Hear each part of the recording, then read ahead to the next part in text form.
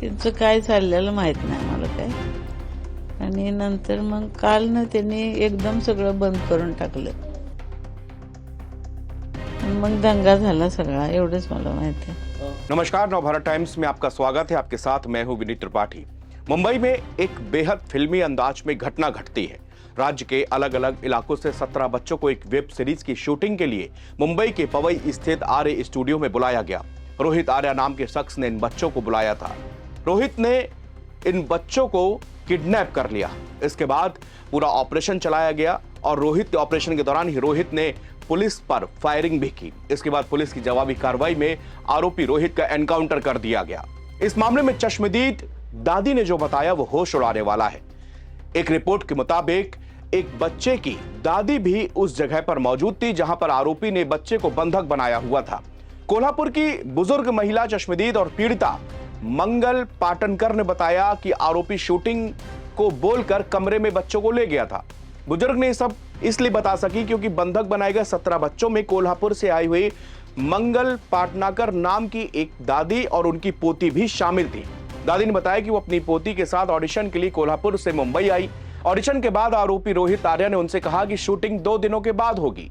शुरुआत में रोहित उनके साथ अच्छा व्यवहार कर रहा था, वो बच्चों को खाने पीने का सामान भी दे रहा था। बुधवार को एक उसने अजीब हरकत की। उसने सभी बच्चों को एक कमरे में जाने और बच्चों के अभिभावकों को बाहर रुकने के लिए कहा। बुजुर्ग महिला ने बताया कि उन सभी को बाहर रोककर उसने गेट पर लॉक लगा दिया। इसके बाद कुछ बच्चों को वो स्टूडियो के पहले माले पर ले गया, तब जाकर ये पूरे मामले का खुलासा हो पाया। उन्होंने कहा कोल्हापुर के स्कूल की तरफ वो लोग ऑडिशन के लिए मुंबई पहुंचे थे। स्कूल के कहने पर विश्वास कर ऑडिशन के लिए आए। बच्चों के माता पिता को भी ऑडिशन के लिए बुलाया गया था। बता दें कि इस खौफनाक घटना के बाद मंगल पाटनाकर को इलाज के लिए अस्पताल में भर्ती कराया गया है। हॉस्टेज कांड की चश्मदीद ने बताया कि आरोपी रोहित ने अमीर और गरीब बच्चों को अलग अलग करके रखा था। इस साजिश में उनके साथ और भी लोग शामिल हो सकते हैं।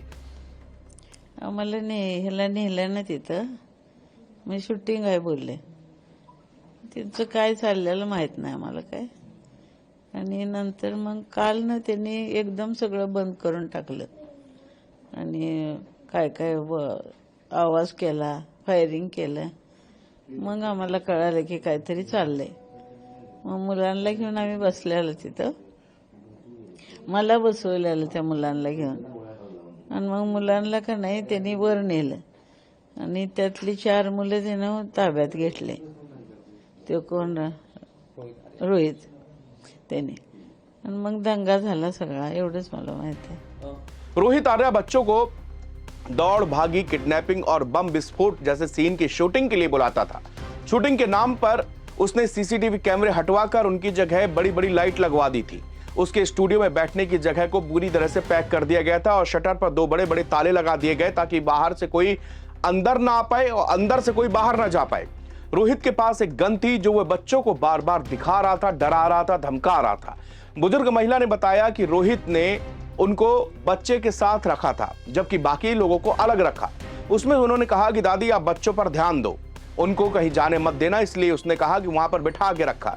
दादी कहना है कि आरोपी रोहित ने 4 दिन में पता लगा लिया था कौन बच्चे अमीर है और कौन बच्चे गरीब है, जिसके बाद उसने छोटे और अमीर बच्चों को ऊपर दूसरे माले पर ले जाकर बंधक बनाया। पीड़ित महिला को शक है कि इस साजिश में रोहित के साथ कुछ और भी लोग शामिल हो सकते हैं। पिछले 6 दिनों से यहाँ पर ऑडिशन का काम चल रहा था और जब ये किडनैपिंग हुई उस दिन 7वां दिन था।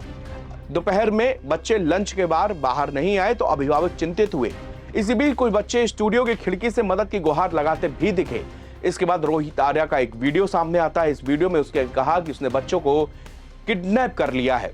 उसकी कुछ मांगे थी जिसका जिक्र उसने वीडियो में नहीं किया था। उसने कहा सिर्फ हमको किसी से बातें करनी है।